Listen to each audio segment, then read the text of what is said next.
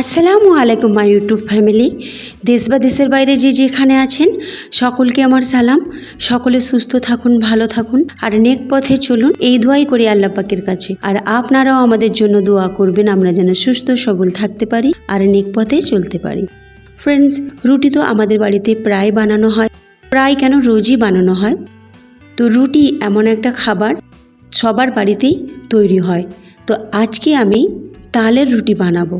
তালের রুটি কতটা খেতে ভালো সেটা আপনারা একবার বানিয়ে দেখবেন, আপনাদের অবশ্যই ভালো লাগবে। তো আজকে ভিডিওটি প্রথম থেকে শেষ পর্যন্ত দেখবেন, স্কিপ করবেন না। চলুন শুরু করে। বিসমিল্লাহির রহমানির রহিম। এখানে এক বাটি ফ্রেশ তাল নিয়েছি, মানে তালের রস নিয়েছি। আর ওই বাটির মাপ করে এক বাটি গমের আটা আর একটু লবণ নিয়ে নিলাম। ভালো করে এটাকে মিশিয়ে নিলাম।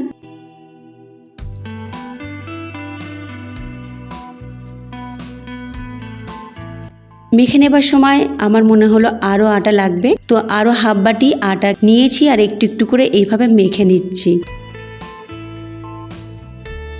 তো পুরো হাফ বাটি লেগে গেল। এখানে আমার 1.5 বাটি গমের আটা লাগলো, 1 বাটি তালের পাল্পে 1.5 বাটি গমের আটা।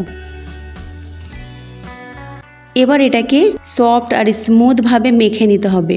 তারপরে এটাকে ঢাকনা চাপা দিয়ে 10 মিনিট রেস্টের জন্য রাখবো। মেখে নেওয়া হয়ে গেছে, এবার রেস্টের জন্য রেখে দেব।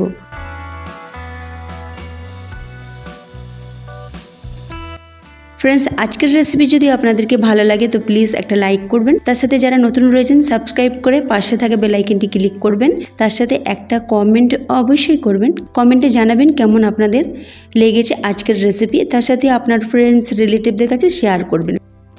আজকের তালের রুটি কিন্তু খুবই একটা মজাদার রুটি, খেয়ে অবশ্যই দেখবেন। তালের পিঠা তো আপনারা বানান, আর আমি অনেকগুলো তালের রেসিপি আপনাদের সাথে শেয়ার করেছি, আপনারা দেখে নিতে পারেন।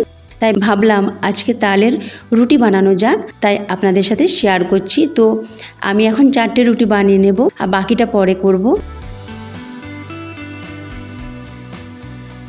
এখানে রুটি বেলে নেওয়া হয়ে গেছে। একটা চাটু বসিয়েছি, মানে ননস্টিক প্যান বসিয়েছি। এখন কম আঁচ করে রেখেছি।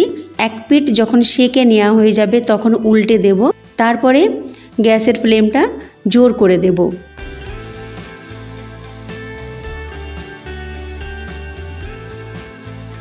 জোর করে দিয়ে এইভাবে ঘোরাতে থাকবো। এইভাবে ঘোরাতে ঘোরাতে যখন সব দিক সেকে নেওয়া হয়ে যাবে তখন উল্টে দিয়ে আবার ঘোরাতে থাকবো। ধারে চাপ দেবেন আর হালকাভাবে চাপ দেবেন। এইভাবে হালকাভাবে চাপ দিতে দিতে দেখবেন রুটি একেবারে বেলুনের মতো ফুলে উঠবে। আর রুটি একেবারে নরম তুলতুলে হবে। রুটি ফুললে রুটি কিন্তু নরম হয়। তো তালের এই রুটিটা খেতে কিন্তু অসাধারণ লেগেছে। আপনারা যে কোনো তরকারির সাথে খেতে পারেন, আলুর দম বা মাংস রান্না দিয়েও খেতে খুবই ভালো লাগে। আর এটা চায়ের সাথেও খেতে খুবই ভালো লাগে। তো অবশ্যই আপনারা এই রেসিপিটা ট্রাই করবেন আর আমাকে কমেন্টে জানাবেন কেমন আপনাদের লেগেছে। তো আজকে এই মতো রইল, আমি আবার ফিরে আসছি নতুন এক রেসিপি নিয়ে। আল্লাহ হাফিজ।